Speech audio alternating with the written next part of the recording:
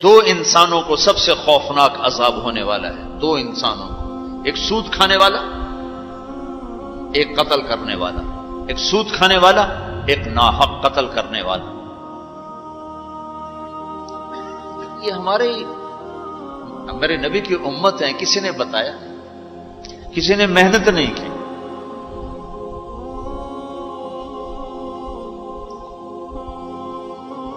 آخری حج کا خطبہ آپ نے جو دیا، ہر دفعہ یہاں سے بات شروع کی، تمہارے جان مال ایک دوسرے کے لیے قابل احترام ہے، کسی پہ ہاتھ نہ ڈال. میرے نبی نے کبھی زبان سے کسی کو دکھ نہیں پہنچایا، کبھی زبان سے کسی کا نام لے کر اس کو رسوا نہیں کیا. زبان کی لگائی ہوئی آگ ہے جو آج سارے بھڑکتی ہوئی دیکھ رہے ہیں. تو بھائیو، محبت سے رہنا سیکھو، معاف کرنا، درگزر کرنا سیکھو، اپنے اللہ کے سامنے جھکنا سیکھو.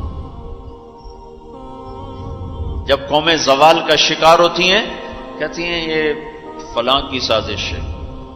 جیسے آج کل کہتے ہیں مسلمان، امریکہ کی سازش ہے جی، اصل یہودیوں کی سازش ہے.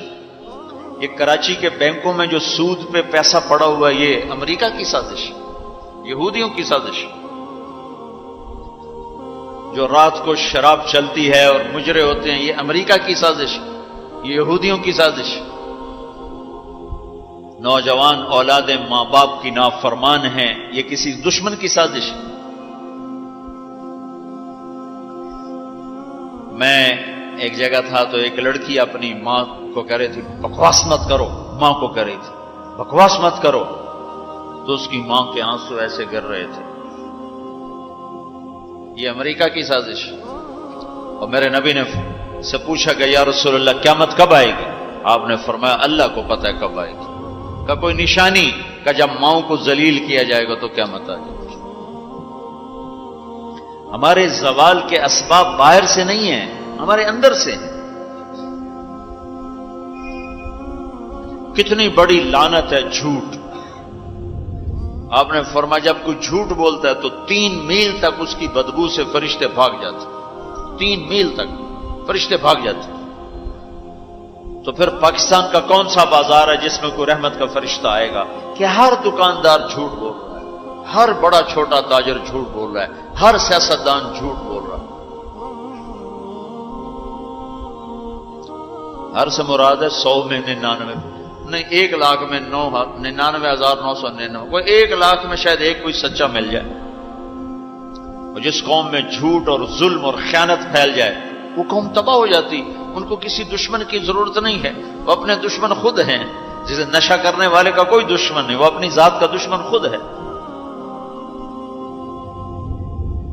تو ہم اوروں کو الزام نہ دیں کہ یہودیوں نے سازش کر دی اور عیسائیوں نے کر دی اور امریکہ نے کر دی. ہم نے کچھ اسپین سے آخری ملک تھا یورپ کے سفر میں اسپین. تو قدم قدم پہ میں رویا کہ کس طرح مسلمان آپس کی لڑائی میں ختم ہو کے رہ گئے. کہ پاکستان اسپین میرے سامنے یوں آتے تھے.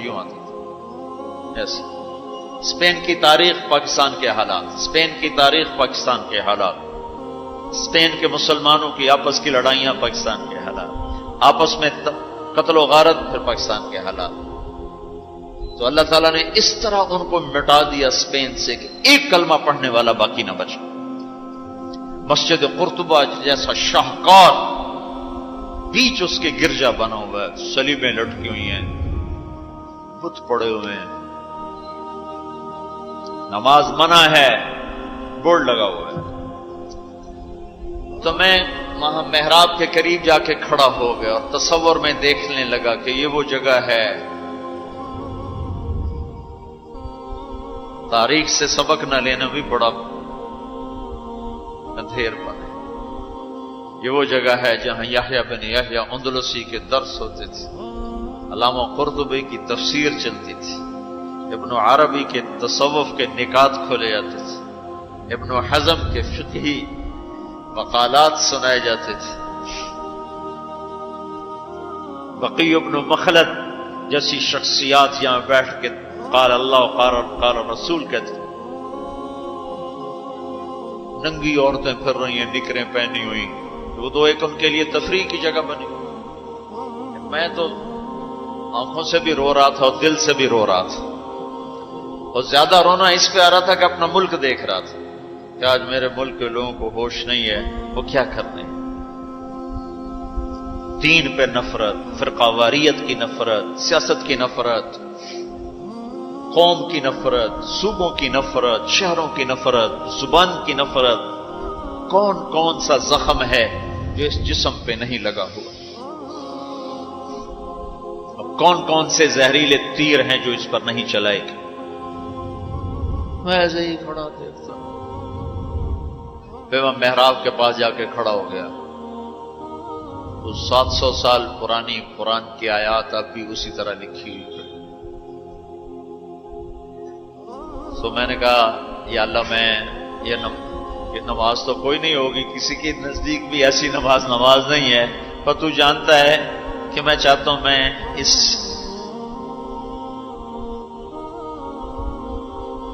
ارے میرے بھائیو، آپس کی نفرتیں مٹا دو اللہ کے واسطے، اپنی جان کے دشمن نہ بنو، معاف کرنا سیکھو، درگزر کرنا سیکھو، فرقہ واریت کی باتیں کرنا چھوڑو، تقریریں سننا چھوڑو۔ تاریخ میری کمزوری رہی ہے، میں بچپن سے تاریخ پڑھتا آ رہا ہوں، یہ تبلیغ میں لگنے سے پہلے ہی ذوق تھا تاریخ پڑھنا۔ جب تبلیغ میں لگے تو مدرسے میں آ گیا تو اور پڑھنے کا لگ گیا، پھر کچھ اللہ تعالیٰ نے یاد اچھی دے دی تو جو چیز پڑھی وہ یاد رہے گی، وہ سارا تسلسل، اور میں تو ایسے بس ڈوبتا ابھرتا رہا کہ یا اللہ، آج میں یہاں اس دھرتی پہ سجدہ نہیں کر سکتا جہاں 700 سال جن اینٹوں نے سجدے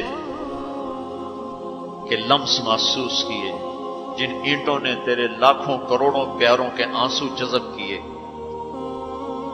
جن در و دیوار نے تیرے ہزاروں محبوب لوگوں کے واز و ارشاد سنے، جن کونوں میں تجھے یاد کرنے والے ہزاروں لاکھوں کروڑوں، انہیں روشن کرتے کرتے کرتے آج اسی زمین کے نیچے سوئے ہوئے ہیں، قرطبہ کے قبرستان پہ شہر بنا ہوا ہے، نہ کسی بادشاہ کی قبر باقی اور نہ کسی بڑے کی نہ کسی چھوٹے کی۔ میں یہاں نماز پڑھتا ہوں، میری نماز قبول کر لے۔ میں نے اشاروں میں نماز پڑھی، اللہ اکبر، پھر ثنا، پھر سجدہ، پھر رکوع، پھر سجدہ، اللہ اتنا کو کیا ہے، رکوع سجدہ اتنا کر کے تاکہ کسی کو، چونکہ جو داڑھی والا اندر آتا نا تو اس کے پیچھے سیکورٹی لگ جاتی کہ کہیں کسی کونے میں چھپ کے نماز نہ پڑھ لے، تو ایک سیکورٹی والا ہمارے پیچھے کر رہا تھا۔ چلو یا اللہ، میں بھی ان میں ہو جاؤں جنہوں نے اس مسجد میں نماز پڑھی تھی۔ اور میرا پاکستان اس دور سے گزر رہا ہے، نہ عوام کو ہوش ہے نہ خواص کو ہوش کہ کیا ہو رہا ہے۔ شاید اللہ تعالیٰ کسی کی فریاد پر آنکھیں کھول دے کسی کی۔ تو بھائیو، محبت سیکھو، درگزر سیکھو۔ اس تبلیغ سے خوبصورت محنت، سارے دین کی محنتیں حق ہیں جس سے خیر پھیل رہی، جس سے لوگوں کو نفع پھیل رہا ہو، لیکن میرے بھائیو، دنیا بھی پھری ہے، تاریخ بھی پڑھی ہے، وہ کچھ اللہ تعالیٰ نے موقع دیا بہت زیادہ، اس کو بہت زیادہ سے مراد یہ نہیں کہ میں کوئی کتابوں کے انبار لگا دی، اپنی حیثیت کے مطابق میں آپ کو اندر کے یقین کے ساتھ کہتا ہوں کہ پہلے 300 سال کا تو کوئی مقابلہ نہیں، پہلے 300 سال کو چھوڑ کر ان 1100 سال میں تبلیغ جیسا کام کبھی نہیں ہوا۔ میں تمہارے سامنے ہاتھ جوڑتا ہوں، تبلیغ میں وقت دو۔ اگر اپنے اللہ سے تعلق بنانا ہے، اگر لوگوں کو اللہ کی طرف پھیرنا ہے تو تبلیغ میں جاؤ۔ بہت بڑا مجمع آیا ہوا ہے، صرف ہر مہینے 3 دن کی نیت کر لو کہ ہر مہینے 3 دن لگانے ہیں۔ کرو گے نیت؟ کرتے ہو نیت؟ ہر مہینے 3 دن لگانے شروع کرو۔ تمہاری زندگی میں تبدیلی آ جائے گی. 6 بر اعظم کے انسانوں تک پیغام پہنچ رہا ہو، ہر زبان کے لوگوں کو ہدایت مل رہی ہو، ہر طبقے کو ہدایت مل رہی ہو. جب طوائفوں کی طرف ذہن گئے، ان کا خسروں کو بھی تو لینا چاہیے، وہ بھی تو نبی کی امت، ان کے پاس پہنچ گئے. تو ہمارے علاقے کا سب سے بڑا ڈانسر اب اس کی داڑھی ہے، 5 وقت کا پہلی صف کا نمازی ہے. جب میری اس کی پہلی ملاقات ہوئی، میں نے کہا تو کبھی نماز پڑھی؟ کہا جی کدی نہیں. کدی جمعہ پڑھے؟ جی کدی نہیں. عید پڑھی؟ جی کدی نہیں. میں کیوں؟ کہ جی یہ مولوی ساڑھے نال نفرت کریں دن اور اساں بھی پرا پرا رہ جانے ہیں، تو سب پیار کیتا ایسی آ گئے ہیں. اس کا چلا بھی لگ چکا ہے، داڑھی بھی رکھ لی ہے. ایک مجھے ملا ناچم وہ یہی اس کے بال کٹوائے، سارا کچھ سٹ سٹ کیا. اور کچھ عرصے بعد پھر میں دیکھو نا سرخی لگائی وہ فوٹو بہت ہے نا. اس نے اپنے واقعہ سنا. کہا جی میں مسجد میں گیا نماز پڑھنے تو مولوی صاحب نے آخیا اے خسرا کدے اندر وڑا ہے، انہوں باہر کٹو، انہوں باہر کٹو. تو ٹیک سنگھ گئی ہماری جماعت 95 میں. تو اس وقت وہ یہ سوشلزم کا بڑا مرکز تھا. تو اس کے جا کے اس سے ملے ہمارے ساتھی جو بڑا ان کا وہ پریزیڈنٹ تھا، صدر تھا. اس نے کہا جی مسلمان ہوں، کافر نہیں ہوں، سوشلزم سے متاثر ہیں. تو اس کی ہم بات کرتے تھے، ہم پر دہریے کا لیبل لگنا شروع ہو گیا، دہریے دہریے دہریے. ایک دن نماز پڑھنے گیا مسجد، ظہر کی نماز تھی، عصر کی نماز، وضو کر لیا تھا اور مسح کے لیے پانی لیا، مسح کرنے کے لیے ہاتھوں میں پانی لیا. تو پیچھے سے مولوی صاحب کی آواز آئی امام مسجد، اے دہریا اندر کدے وڑا ہے، نو باہر کٹو. تو میں نے وہ پانی یوں کر دیا اور اس کے بعد آج تک میں مسجد نہیں گیا. اس میں جتنا مجرم وہ ہے اتنا ہی مجرم وہ امام مسجد ہے جس نے یہ کہا ہے دہریوں نو باہر کٹو. تو بھائیو بہت بڑا مجمع بیٹھے ہو اوپر نیچے اور اکثر نوجوان نظر آ رہے ہو. محبت سیکھو، اللہ سے صلح کر لو، توبہ کرو. یہ جو لوگ چوریاں ڈاکے کر رہے ہیں ان کے لیے بھی دعا کرو کہ اللہ ان کو بھی ہدایت دے. وہ اس حال میں مر گئے تو پتہ نہیں کون سی جہنم میں جائیں. تو نیت کرتے ہو سارے؟ ایک نیت میں اور کروایا کرتا ہوں کہ بھئی آج تک جو ہوا ہوا، آئندہ توبہ، صلح کر کے اٹھیں، اللہ کی بارگاہ میں صلح کر کے اٹھیں. تو اس کی بھی نیت کرتے ہو؟ ابھی تمہارے آنے سے پہلے اسپین کے ایک ساتھی سے بات ہو رہی تھی، وہ جو میں آخر میں توبہ کرواتا ہوں، انہوں نے کہا جی آپ تو چلے گئے ہیں اور ہمیں مسلسل خبریں آ رہی، چونکہ وہاں پاکستانی بہت زیادہ شراب کا کام کرتے ہیں، ان کے ہوٹلز ہیں تو ہوٹل میں شراب چلتی ہے. انہوں نے کہا جی مسلسل ہمارے لوگ کہ اسی جی توبہ کیتی ہے بھائی اسی شراب بیچنی بند کرتی، شراب بند کرتی، شراب بند کرتی. مختلف جگہوں سے خبریں آ رہی. کہا جی ہم نے وہاں توبہ کی، ہم نے سوچا تھا مکے جائیں گے وہاں جا کے توبہ کریں گے، لیکن وہ تو ادھر ہی انہوں نے ہمیں توبہ کروا دی. تو بس یہ ہماری توبہ، ہماری توبہ. تو ایک یہ کہوں گا کہ توبہ کر کے اٹھو، ٹھیک ہے؟ جو پیچھے گزر گئی یا اللہ معاف کر دے، آئندہ تو اس سے صلح کر کے چلیں گے. اور اگر کبھی پھر ٹوٹ گئی تو یہ کون سا اوکھا کام ہے، پھر توبہ کریں گے، پھر معافی مل جائے. اس دربار میں معافی کے سوا تو معافی سے معاف کرنے سے زیادہ محبوب عمل کو نہیں اللہ کی بارگاہ. تو توبہ کی بھی نیت کرتے ہو تو کہو یا اللہ میری توبہ، پھر کہو یا اللہ میری توبہ، پھر کہو یا اللہ میری توبہ. اللہ قبول فرما لے. اب حج والوں سے کوئی موقع ملا تو کر لوں گا، ورنہ وہیں مکے چل کے بات کریں گے. لیکن آپ بھائیو، ہو سکتا ہے اس وقت کی بات یہی ہو جو اللہ نے کہلوائی، ضرورت اسی کی ہو. میں آپ سے گزارش کرتا ہوں محبت سیکھو، معاف کرنا سیکھو، ماں باپ کے آگے چپ رہنا سیکھو، بیوی کی کمی بیشی برداشت کرنا سیکھو، حتیٰ کہ اولاد کی کمی بیشی پر بھی ایک دم سیخ پانا ہو جاؤ، ہاتھ نہ اٹھاؤ، صبر کرو، حوصلے سے کام لو اور ان کو پیار محبت سے سمجھاؤ. سہیل احمد مشہور اداکار ہے، 96 میں ہم نے اداکاروں میں بھی کام کیا تھا، تو اس وقت ہم ایک مرید کے ہماری جماعت تھی جو ہمارے ساتھ تھا، گجرا مالک، مجھ سے کہنے لگا مولانا میرا باپ ڈی ایس پی ریٹائر، زندگی پر 1 روپیہ حرام نہیں کھایا، 1 روپیہ رشوت نہیں، اب بے تکلفی ہو چکی ہے، تعلق بن چکا ہے، تو میں کہتے تو کڑے حرام کھاتے بڑھ گئے، میں نے آگے کہا تو کڑے حرام کھاتے بڑھ گئے، تو کیوں اس غلط کام میں چلا گیا؟ کہا جی بس کیا بتاؤں، 8ویں جماعت میں تھا، فلم دیکھنے چلا گیا، واپس آیا تو میرے باپ کو پتا چل گیا میں نے فلم دیکھی، تو اس نے پولیس والا بوٹ اٹھایا اور مار مار مار مار میرے سر سے خون نکال دی۔ تو میں نے دل میں کہا تو نے مجھے فلم سے روکا ہے، میں تمہیں اداکار بن کے دکھاؤں۔ کہا جی وہ شیطانی ضد پر آج یہ ہو رہا۔ تو اپنی اولاد کے ساتھ، استادوں تو شاگرد کے ساتھ ہمارے یہاں سختی ہے، اسکول ٹیچر بھی، مدرسوں کے مدرسین بھی بہت شدت کا لہجہ، سختی کا لہجہ، کان پکڑوانے، مارنا پیٹنا، یہ انسانی طریقہ نہیں ہے۔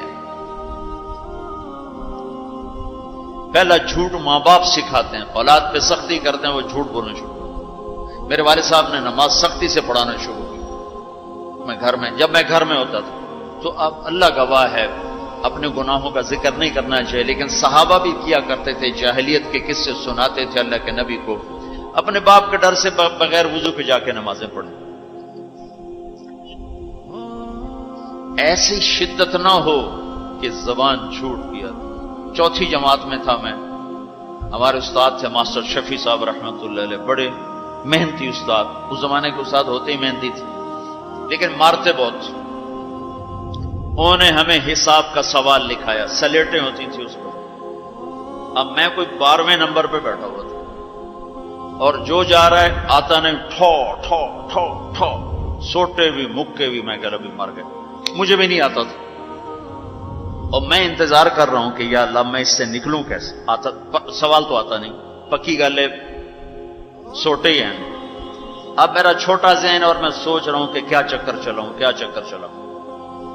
تو تھوڑا سا بیک گراؤنڈ یہ ہے کہ میرے چونکہ ہمارا زمیندارہ ماحول تھا تو استادوں کو گھر ہماری طرف سے گندم جاتی تھی، چاول جاتے تھے، گھی جاتا تھا، آٹا جاتا تھا، مکھن جاتا تھا، چینی جاتی تھی، مرچیں جاتی تھی، جو سیزن پہ تو وہ جاتی تھی۔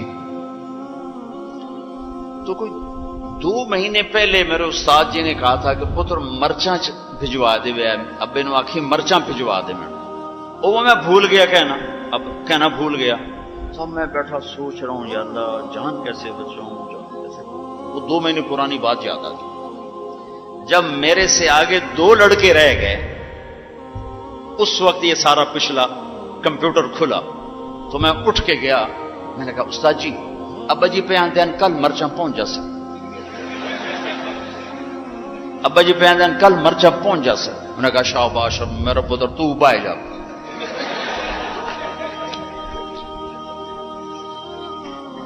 یہ جھوٹ کس نے بلوایا؟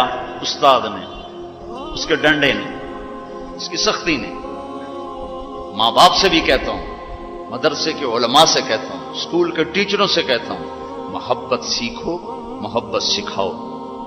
اولاد سے کہتا ہوں ماں باپ کی محبت سیکھو، ان کی شدت کو برداشت کرنا سیکھو۔ بھائی سے کہتا ہوں بھائی کی برداشت کر، آپ بیٹھے ہو عورتیں نہیں ہیں تو آپ سے کہتا ہوں بیوی کی برداشت کرو، ماں کی برداشت کرو، بہنوں کی برداشت، جو بھی کوئی بلندیوں کے راستے ہیں وہ برداشت میں چھپے ہوئے۔ اور تبلیغ میں وقت دو، تبلیغ سے بڑھ کر سارے دین کے کام خیر کے ہیں جس سے لوگوں کو نفع ہو رہا ہے، لیکن جو سب سے اس وقت لوگوں کے لیے خیر بھلائی کا کام ہے وہ یہ تبلیغ کا ہے۔ اس میں ٹائم دیا کرو، آپ کو بہت نفع ہوگا، اللہ تعالیٰ انشاءاللہ آپ کو آگے بڑھائے گا۔ کسی سے لڑے ہوئے ہو ابھی اٹھ کے صلح کر لیں، کسی سے ناراض ہو ابھی جا کر اس کو گلے لگا لیں، کہ اللہ کی بارگاہ میں بہت اونچا لے جانے والا عمل ہے جھک جانا، معاف کرنا، درگزر کرنا۔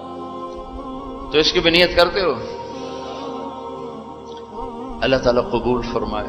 اللہم لک الحمد کما انت اہلہ وصلی علی محمد کما انت اہلہ وفعل بنا ما انت اہلہ انک اہل التقوی و اہل المغفرہ ربنا تقبل منا إنك أنت السميع العليم وتب علينا إنك أنت التواب الرحيم. اللهم اغفر للمؤمنين والمؤمنات والمسلمين والمسلمات الأحياء منهم والأموات إنك سميع قريب مجيب الدعوات.